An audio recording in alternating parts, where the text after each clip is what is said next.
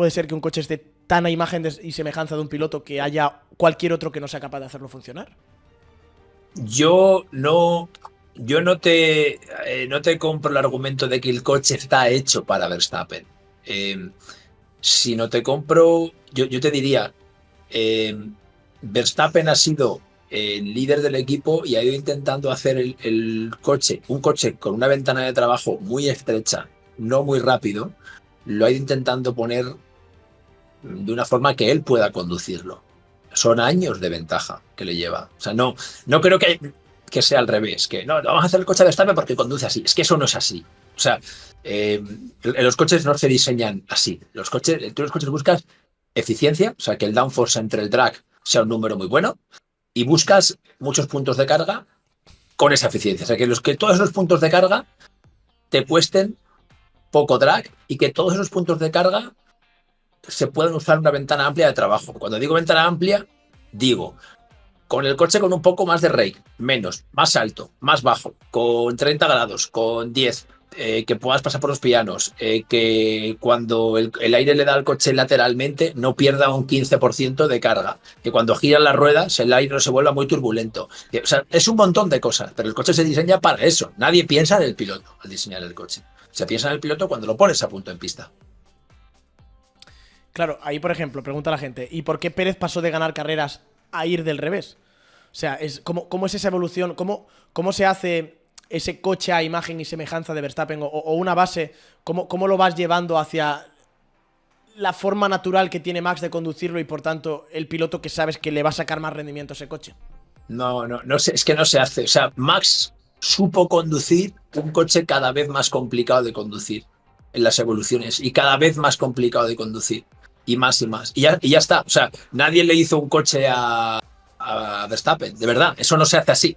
O sea, eh, él fue el que pudo conducir algo difícil de llevar.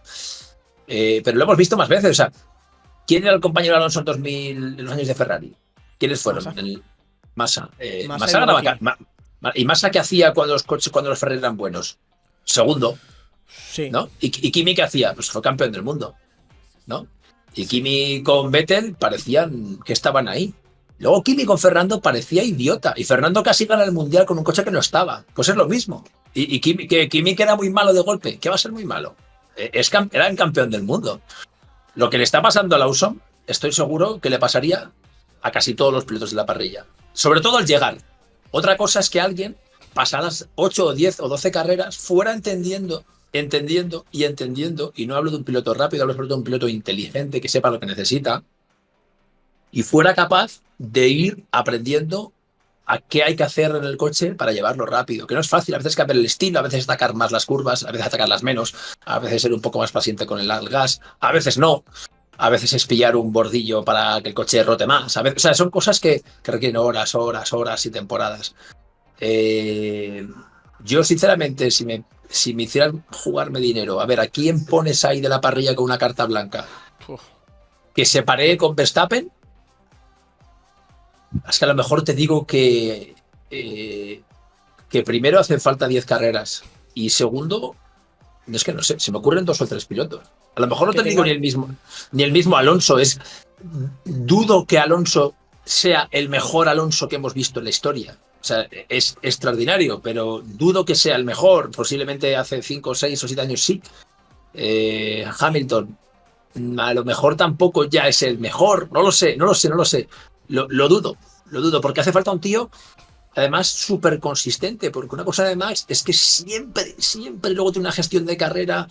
Escuchar escuchar lo que dice, escuchar lo que necesita, lo que informa, la información que pide. Es su casa. ¿Quién metes ahí? Es una cosa. Es una gran pregunta, porque al final también era. Lo que estamos aquí planteando, Andrés, es alguien que al menos se sienta cómodo con el estilo de pilotaje que sabe sacar Verstappen para hacer funcionar a este Red Bull, que es lo que cuando hablaba Albon y lo que dicen siempre es lo que le gusta siempre a Verstappen, ¿no? Un coche con un tren delantero muy sharp, muy definido y muy directo y cada vez más y cada vez más y cada vez más, y eso deja la trasera más viva. Claro, si un poco lo que yo entiendo también por lo que tú estás contando, Andrés, es que la única forma, tal y como está concebido este Red Bull, para hacerlo rápido es entender el coche así. Que tenga ese tren delantero tan directo, hasta un punto que ya solo Max sabe hacerlo y cualquier otro se pierde. O la mayoría, no sé de quién escuchaba el otro día un podcast de Albon, puede ser, que decía que nunca había visto nada igual. Sí, en el High Performance, que era como poner el mando del videojuego al control al 1000. Sí, me pareció una analogía perfecta, macho. Me pareció muy buena la forma de explicarlo, porque cuando hablamos de no, el estilo, ¿qué es el estilo? O sea, el estilo es... Eso es, ¿qué es el estilo? ¿Qué es el estilo? Mira, aquí hay una curva, van a girar, miran al vértice y pueden elegir girar aquí. Pueden elegir girar 2 metros más tarde, 5 o 10. Cuanto más tarde gires, el input de volante tiene que ser mayor. Sí. Imaginaros, igualmente, en cualquier curva, a cualquier velocidad, tiene que ser un poco mayor, ¿no? Cuanto más fuerte sea el input de volante, en teoría, más despacio tienes que hacerlo. En teoría, ¿no? El volante es como un freno. Si tú le pides más carga lateral al coche, en teoría debería ser un poco más despacio. La magia es combinar eso. Poder girar muy tarde, muy violentamente, no saturar los neumáticos delanteros, hacer que no subvire, hacer que no sobrevire. ¿Cómo se hace eso? Normalmente con el freno. Normalmente tratando el freno de la manera que necesite el coche. El piloto llega, gira aquí y dice, no puedo, tengo subviraje, ¿qué voy a hacer? Entrar con más freno. Gira aquí, vale, pero aquí estoy con más freno de lo que estaba antes. Eso hace que el tren cargue así, que tenga más rake, que ese rake me pase un poco más de aerobalance delante. Estoy dando ejemplos que no son los reales, pero son realistas, son lo que puede ocurrir. Ejemplos que me he encontrado. Entonces, el entender eso, el entender qué hay que hacer, es difícil. Ahora bien, luego, eso es muy difícil.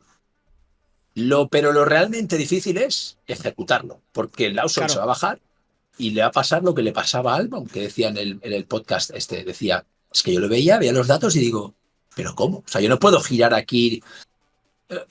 Vale, estoy viendo en los datos exactamente lo que hay que hacer, ¿no? Es como si tú ves, es como ver una peli, ¿no? Te pones Pulp Fiction ahí y dices con 2 colegas y vas a hacer una escena, ¿eh? Vas a hacer la escena. Sí. ¿La ves?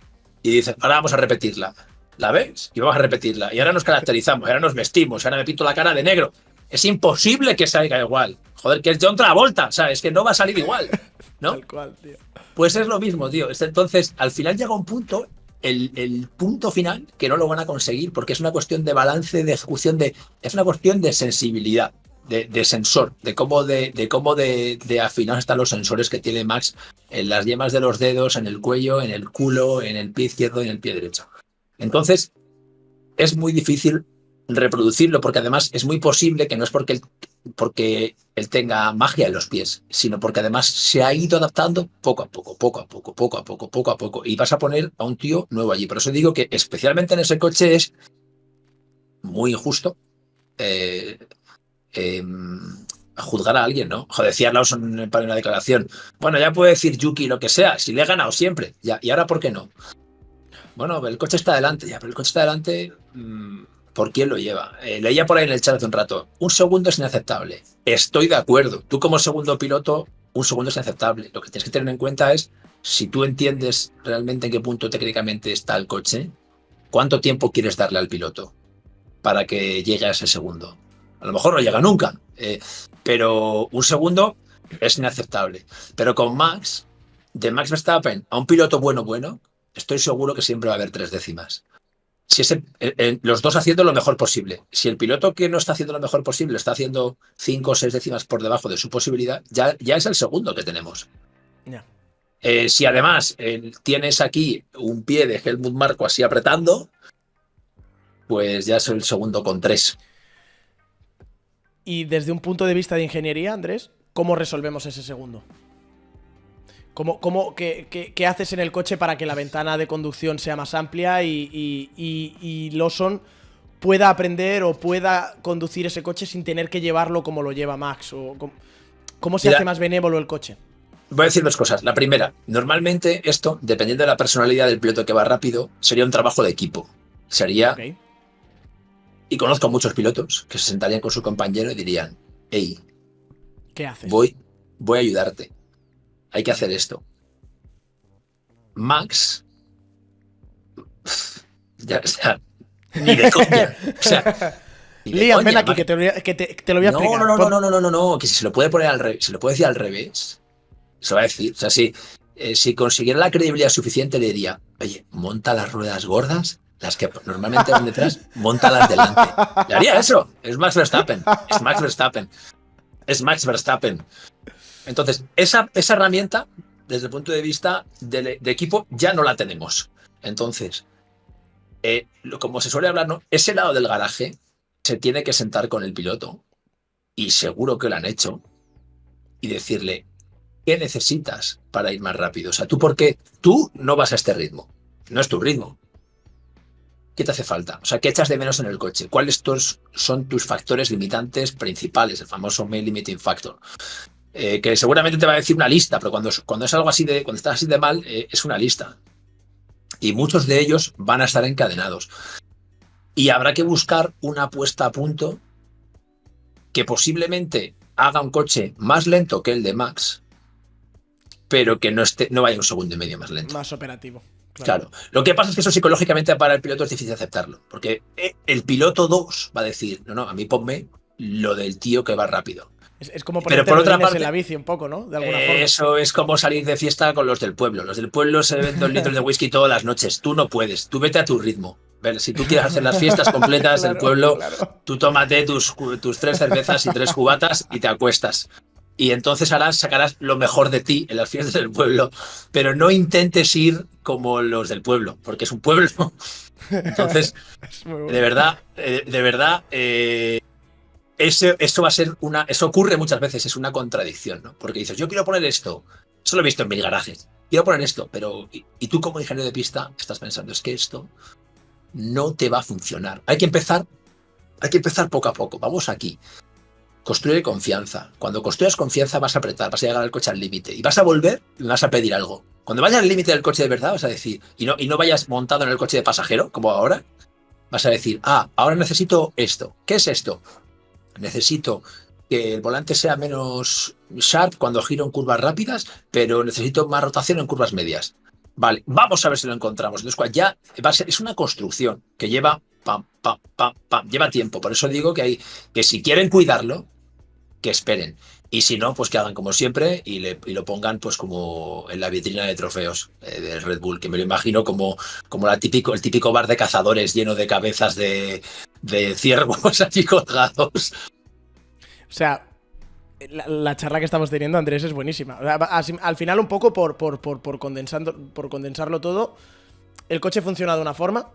Max ha sido capaz de llevar por un camino muy rápido a esa forma de hacer que el coche funcione, y los otros están intentando llegar por ese camino y no son capaces. Y tienen que llegar por otro que es más lento y más tortuoso y más difícil, que no les da tiempo el equipo a que lleguen, básicamente. Y que a lo mejor no llegan al mismo punto. Y que a lo mejor ni siquiera llegan. Son pilotos de Fórmula 1, no van a aceptarlo. No van a aceptar. O sea, si él lo conduce, yo lo tendré que conducir. Tengo los datos, lo veo en las pantallas. Joder, no tengo Voy a que hacer lo mismo. Pum. Tienes que... es muy difícil. A veces, de verdad, es un trabajo psicológico. Y a veces es un trabajo de focalizar. Porque cuando tienes 12 problemas, hay que decirle al piloto, olvida 9, los 3 principales. Vamos a por ellos. Pam, pam, pam. Cuando él ve un paso adelante, de verdad que ese trabajo de ingeniero de pista, según pasan los años, yo me doy cuenta que tiene cada vez más componente psicológico y menos técnico, que lo tiene, pero psicológico tiene mucho. Tú tienes que sacar lo máximo de un tío que hay solo 20 en el mundo. Eso en ese nivel es muy complicado. Y para sacar lo máximo, sí, le pones el coche a punto, lo que sea, pero comunicarle lo que quiera, que esté tranquilo, la información que necesite en el coche, que confíe que en el coche que va a salir a pista es el mejor coche para esta sesión, para él, para este fin de semana. En el fondo, tú eres el punto de contacto con un deportista de élite en un equipo de 1000 personas. Eso no ocurre en muchos deportes, por mucho que sean de grupo, por mucho que tengas 25 tíos en un equipo de fútbol y jueguen 11. Aquí el piloto siempre habla con el mismo, que es el ingeniero de pista. Y entonces esa figura necesitas que sea O sea, él necesita sentir ahí una confianza en el que lo que le está pasando en cada sesión es lo mejor que puede ocurrir. Por eso es importante cuando eliges un piloto para un puesto como ese, elegir a un piloto. Yo creo que lo que yo me focalizaría es en que fuera psicológicamente fuerte. Que eso no se ve en los tiempos, eso se ve, pues lo sabe la gente que trabaja con uno, con otro, a veces los rumores del paddock. Eh, es que he tenido muchos ejemplos, que los he tenido en mis manos y tengo, o sea, ¿cómo es posible que haya un piloto que te haga una carrera y el siguiente sea el último? Está en la cabeza, obviamente, pero no en la cabeza porque diga, ay, voy a perder. No, es que la ejecución que hace esta gente es tan precisa, tan precisa lo que tienen que hacer, que si no están focalizados 100% y seguros de cada maniobra que ocurre cada milésima 100%, la van a ejecutar regular. Y eso regular es el tiempo que pierden. No es mucho más, es eso.